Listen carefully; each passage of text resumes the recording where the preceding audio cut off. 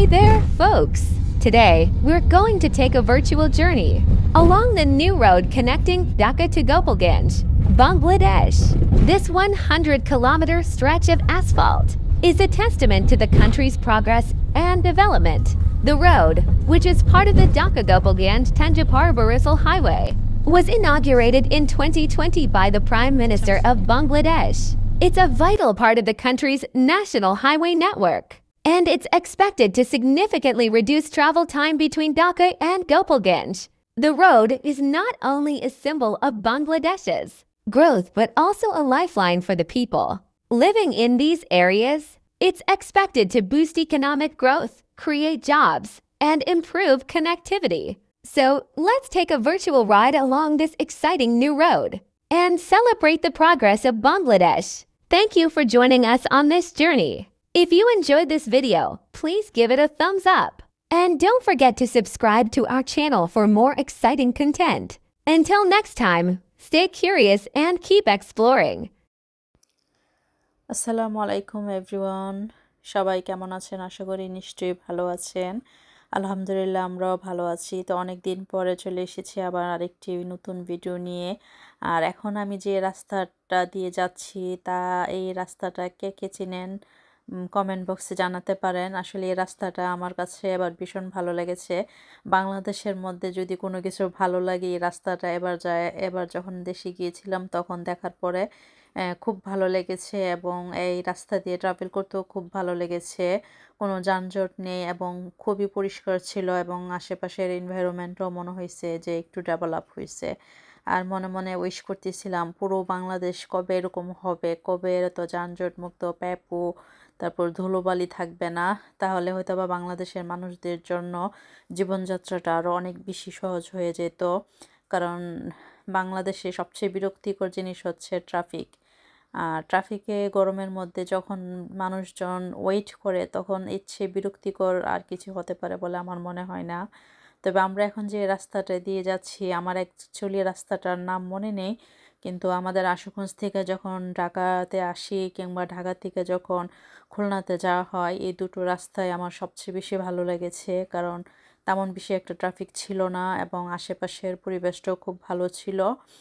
এই জন্য এই ভিডিওটা অনেক দিন পরে ইচ্ছে হলো দেখি, আর মেমোরিটাকে রাখার জন্য ভাবলাম যে আপলোড করি। কারণ দেশে যাওয়ার পরে ওইরকমভাবে ভিডিও করা কিংবা আপলোড করা হয়ে ওঠে নাই। কারণ এক তো গরম, তারপর ওই তো দেশে গেলে আসলে ফ্যামিলির সাথে বেশি সময়টা স্পেন্ড করতে ভালো লাগে, তখন আর ভিডিও আপলোড করতে কিংবা ভিডিও করতেও তেমন একটা ভালো লাগে না, সময়ও হয়ে ওঠে না।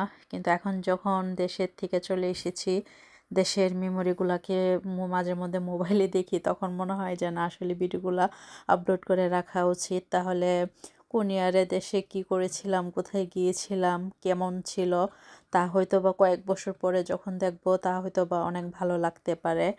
কারণ অনেক সময় দেখা যায় আমরা যখন মানে কথায় আছে না যায় দিন ভালো থাকে, ওই রকমটা আর কি, যখন থাকি কিংবা মানে প্রেজেন্ট সময়টা থাকে তখন হয়তো বা ওই ওইগুলা ওইরকমভাবে উপলব্ধি করা যায় না।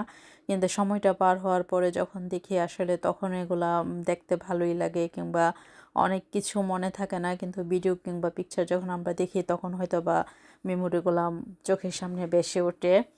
তো আমরা এখন যাচ্ছি ঢাকা থেকে খুলনা, আর ঢাকা থেকে খুলনার এই রাস্তাটা তো আসলেই অনেক ভালো, আর ওয়েদারটাও খুব ভালো ছিল। এই যে আমরা যখন জানালা দিয়ে দেখতেছিলাম নদীর উপরে প্রায় সূর্যাস্ত যাচ্ছিল, তো ভালোই লাগতেছিল, ভিডিও করতেছিলাম আর দেখতেছিলাম।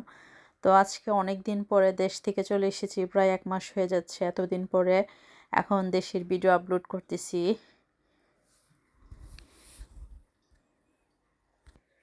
এই তো এই ছিল বাংলাদেশে আমাদের কিছু যাত্রার, কিছু স্মৃতি, কিছু মেমোরির ভিডিও।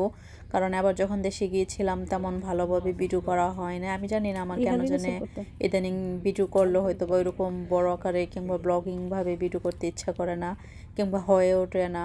আর যখন দেশে গিয়েছিলাম তখন অনেকটা লেজি হয়ে গেছিলাম, যার জন্য আসলে ওইভাবে ভিডিও করা হয় নাই। আর সবসময়ই তো আসলে যাদের সাথে থাকা হয় তারা যদি ওইরকম সাপোর্ট না করে আসলে ওইভাবে কোনো কিছু করতে ইচ্ছা করে না, যার জন্য আসলে করা হয় নাই।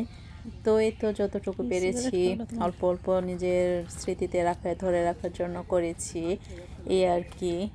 তো সবার কি অবস্থা অনেক দিন পরে আসলে, তো ভালোই লাগতেছিল যখন আমি আর নিজেদের জন্য হলো অনেক সময় কিছু করে রাখতে হয়, যার জন্য এগুলা সময়ের সাথে সাথে সব কিছু যখন চেঞ্জ হয়ে যায় তখন নিজের কাছে নিজের অনুভূতিগুলোকে আসলে ভালো লাগে, প্রকাশ করতেও ভালো লাগে। তো এই ছিল। তো এখন যে গ্রামটা দেখতে পাচ্ছেন এটা হচ্ছে আমার শ্বশুরবাড়ির এদিকে। শ্বশুরবাড়িতে যে এসে যখন বিকালবেলা ঘুরতে বেরিয়েছিলাম কিংবা হাঁটতে বেরিয়েছিলাম তখন অল্প অল্প করে ভিডিও করে রেখেছি। আর এই গাছগুলোকে দেখতে খুব ফ্রেশ ভালো লাগতেছিল, সবুজ আর সবুজ, চারিদিকে সবুজের মেলা। এত এত সবুজের মেলা দেখার মধ্যে এই কচু গাছের পাতাগুলো এত বড় ছিল এবং ওদের এলাকার আশেপাশে প্রতিটা বাড়িতে আর কিছু থাকুক না থাকুক প্রচুর কচু গাছ রয়েছে এবং জাম্বুরা গাছ, পেয়ারা গাছ, কামরাঙ্গা গাছ সবগুলার থেকে একটা দুইটা করে ফল পেরেছি। অবশ্যই আমি পারি নাই, মিস্টার তুহিন মিয়া পেরেছে। তো ভালোই লাগতেছিল, গাছ থেকে পেরে খাওয়ার মজাই যেমন অন্যরকম ছিল। আসলে নিজের হাতে পেরে খাওয়ার স্বাদই ডিফারেন্ট থাকে। আর এই হচ্ছে হাঁস। তো এই তো ভিউয়ার্স, এই ছিল আপনাদের সাথে আজকে আমার শেয়ারিং। তো সবাই ভালো থাকবেন, সুস্থ থাকবেন। আমি আজ এখান থেকে বিদায় নিচ্ছি, আশা করি সবার ভালো লাগবে।